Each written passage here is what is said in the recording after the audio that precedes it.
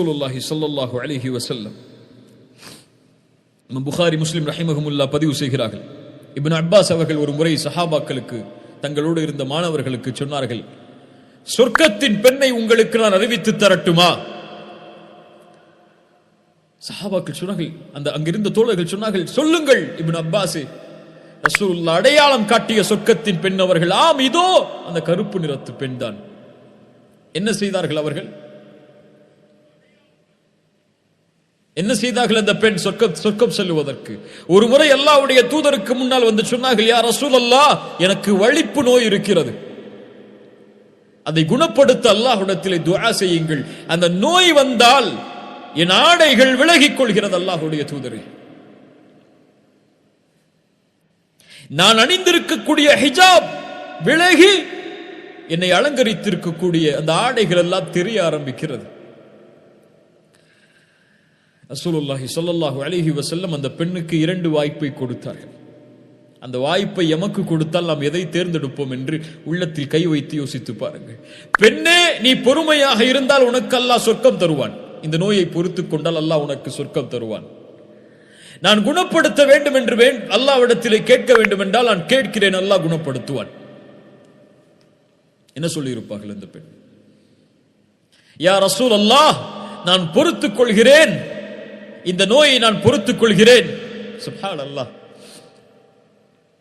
ஆனால் யா ரசூலல்லாஹ், எனக்கு இந்த நோயை கூட நான் பொறுத்துக் கொள்கிறேன், ஆனால் முஸ்லிம் பெண்களை காது கொடுத்து கேளுங்கள், ஆனால் எனக்கு இந்த நோய் வரும்போது என்னுடைய இயற்கையான ஆடையை மீது நான் மறைத்திருக்கக்கூடிய அந்த ஆடை விலகி விடுகிறது மக்களுடைய பார்வைக்கு முன்னால்.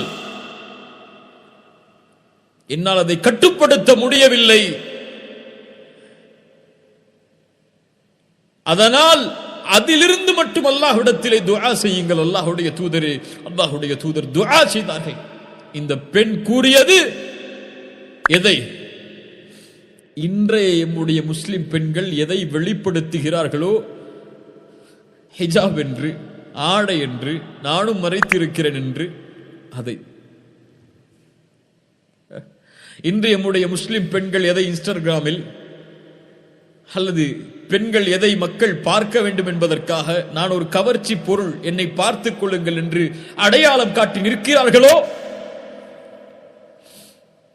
என் உடம்பு கவர்ச்சி, இதை பார்த்துக் கொள்ளுங்கள் என்று அழைக்கிறார்களோ, அதை வெளிப்படுகிறது அல்லாஹ்வுடைய தூதரே என்னுடைய ஆடைகள் ஹிஜாபில் இருந்து, அதற்காக அல்லாஹ்விடத்திலே துஆ செய்யுங்கள் என்றார்கள். சுப்ஹானல்லாஹ். எங்கே இந்த வெட்க குணம் நம்முடைய பெண்களிடத்தில்? ஹிஜாப் ஹலால், அது இல்லாமல் இருப்பது ஹராம். அல்லாஹ் உங்களுக்கு நரகத்தை தருவான் என்று எச்சரிக்கவில்லை. இந்த செய்திகளை உள்ளத்திலே ஏந்தி பாருங்கள்.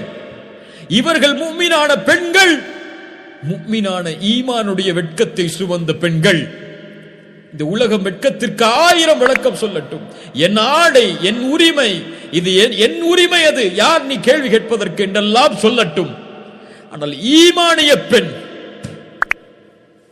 ஆயிஷா ரலியல்லாஹு அன்ஹா அவர்கள் சொல்லுகிறார்கள், அல்லாஹ்வுடைய தூதர் என்னுடைய அறையில் தான் அடக்கம் செய்யப்பட்டார்கள்.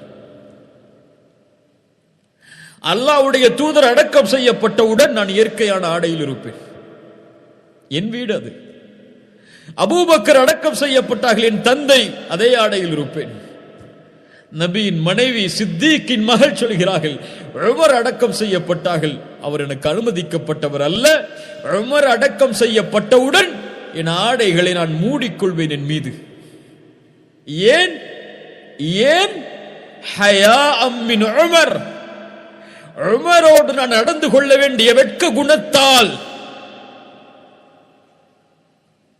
உமரோடு நான் நடந்து கொள்ள வேண்டிய வெட்க குணத்தால். உமர் மையித்,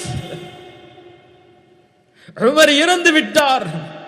அந்த இறந்து விட்ட ஜனாசாவோடு நான் நடந்து கொள்ள வேண்டிய வெட்க குணத்தால் நம் கல்புகள் இறந்து விட்டது. கண்ணியத்துக்குரியவர்களே, நம் கல்புகள் இறந்து விட்டது என்று அஸ்மா பின்த் அபீ பக்கர் அதே சித்திக்கின் மகள் சொன்னார்கள், இறக்கக்கூடிய தருவாயில் காலை நேரத்தில் என்னுடைய ஜனாசாவை எடுத்துச் செல்லாதீர்கள், கஃன் துணியை போடுவீர்கள், எந்த ஆடையும் இல்லாமல் என் அங்கங்கள் ஒருவேளை வெளிப்பட்டு தெரிந்து விடலாம். அதனால் இரவுடைய நேரத்தில் எடுத்து செல்லுங்கள். அவர்களுடைய ஜனாசா பல கஃனோடு எடுத்து செல்லப்பட்டது என்று வரலாறுகள் சொல்லுகிறது. சுப்ஹானல்லாஹ். ஹயா, இறந்ததற்கு பிறகும் என் உடல் அங்கங்களை எனக்கு அனுமதிக்கப்பட்டவர்களை தவிர யாரும் பார்த்துவிடக் கூடாது என்ற எண்ணம் எந்த முஸ்லிம் பெண்ணுடைய உள்ளத்தை ஆட்டுகிறது. அல்லாஹ் கொடுத்த பெரிய வாய்ப்பு முஸ்லிம் பெண்களே, அல்லாஹுடைய வசனத்தை ஆடையாக அணிவது. பிரான்ஸ் நாட்டிலே ஒரு பள்ளிப்படு பருவத்தை படிக்கக்கூடிய ஒரு பெண், பிரான்சில் ஹிஜாப் தடை செய்யப்படுகிறது. ஹிஜாபை கொண்டு நீங்கள் மறைத்துக் கொள்ளக்கூடாது உங்களுடைய தலைகளை என்று. பள்ளிக்கூடத்திற்கு ஹிஜாப் இல்லாமல் செல்ல வேண்டும் அந்த பெண். வேறு வழி இல்லை, தலையை மழித்துக் கொள்கிறாள். அது கூடுமா கூடாதா, இப்படிப்பட்ட நிலையில் எப்படி நடந்து கொள்ள வேண்டும், இந்த பெண் செய்தது சரியா என்ற ஃபிக்ஹுடைய சட்டங்களை நான் பேச வரவில்லை. அந்த பெண் சொன்ன வார்த்தை, என்னை எல்லோரும் கேலி செய்வார்கள், கேலி செய்தார்கள். ஆனால் இவர்களுடைய பார்வைக்கு முன்னால் அழகில்லாமல் என் ரப்புடைய பார்வைக்கு முன்னால் அழகோடு இருப்பது எனக்கு மேல் என்றார்கள். இன்றைய காலத்திலும் அப்படிப்பட்ட பெண்கள் வாழத்தான் செய்கிறார்கள். குறை கூறிவிட முடியாது. தன்னுடைய கற்பை, தன்னுடைய மானத்தை, தன்னுடைய நாணத்தை, தன்னுடைய வெட்கத்தை கடைபிடிக்கக்கூடிய முஃமினான பெண்களும் ஏராளம் இந்த பூமியில் வாழ்கிறார்கள். அல்லாஹ் என் சமூகத்தை மேலும் மேன்மைப்படுத்துவானாக. சுப்ஹானல்லாஹ். இதுதான் கண்ணியத்துக்குரியவர்கள். அல் ஹயா. இப்னு கையம் அவர்களிடத்திலே கேட்கப்பட்டால் சொல்லுவார்கள், அல் ஹயா என்றால் மல்லா யஹிம்மஹு அல் ஹலால் வல் ஹராம். யார் ஹராமிற்கும் ஹலாலிற்கும் முக்கியத்துவம் கொடுக்கவில்லையோ அவரிடத்தில் ஹயா இல்லை, வெட்கம் இல்லை. சுப்ஹானல்லாஹ். ஒரு அறிஞருடைய வார்த்தையை சொல்லுகிறேன். இமாம் அஹ்மத் ரஹிமஹுல்லாஹ், மிக மூத்த அறிஞர்களில் ஒருவர் இமாம் அஹ்மத் பின் ஹம்பல். அவர்களுக்கு முன்னால் ஒருவர் ஒரு கவிதையை பாடுகிறார். இதா மா கால லி ரப்பி அமஸ்தஹயைத தஅஸீனி وتخفي الذنب من غيري وبالعصيان تأتيني. الله أكبر. إذا ما قال ربي أما استحييت تعصيني وتخفي الذنب من غيري وبالعصيان تأتيني. அல்லாஹ் என்னிடத்திலே கேட்டால் என்ன சொல்லுவேன்? ஏன் என்னோடு பாவம் செய்யும் போது வெட்க குணத்தோடு நடந்து கொள்ளவில்லை என்று கேட்டால், மனிதர்களுடைய பார்வையிலிருந்து உன்னுடைய பாவத்தை மறைத்து அதே பாவத்தை நடத்திலே கொண்டு வந்திருக்கிறாயே என்று அல்லாஹ் கேட்டால், இதா மா கால லி ரப்பி அமஸ்தஹயைத தஅஸீனி, என்ன சொல்லுவாய்? இப்னு அஹ்மத் பின் ஹம்பல் இந்த வார்த்தையை கேட்டவுடன் சொன்னார்கள், மீண்டும் சொல், மீண்டும் சொல் என்று கூறி அழ ஆரம்பித்தார்கள்.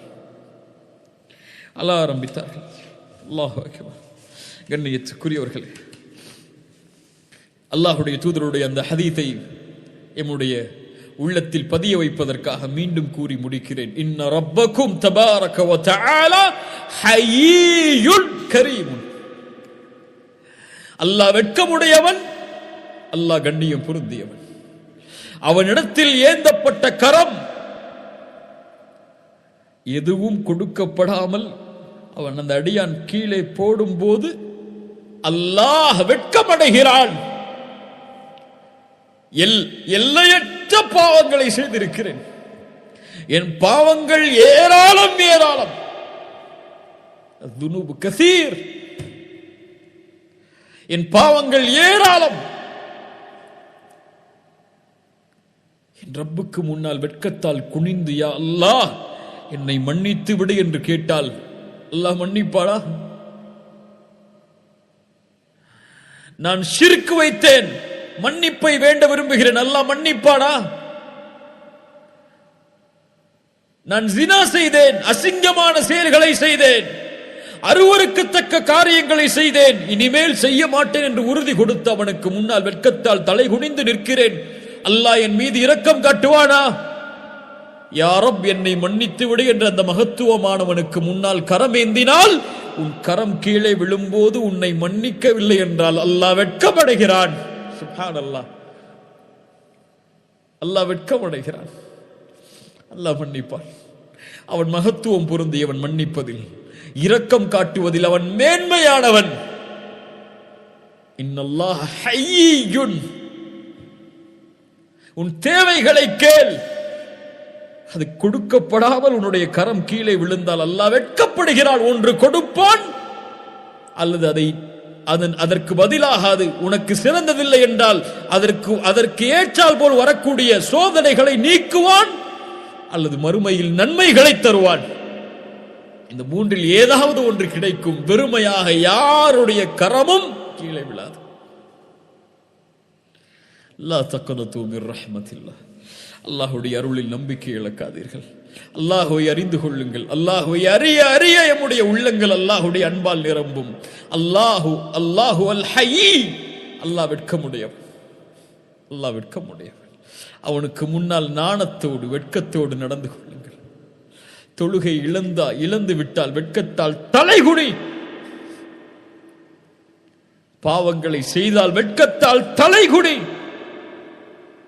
ذكروا فاستغفروا لذنوبهم ومن يغفر الذنوب الا الله. அல்லாஹ்வை தவிர நம்முடைய பாவங்களை யார் மன்னிக்க முடியும்? அல்லாஹ்விடத்திலே பாவ மன்னிப்பை தேடுவோம்.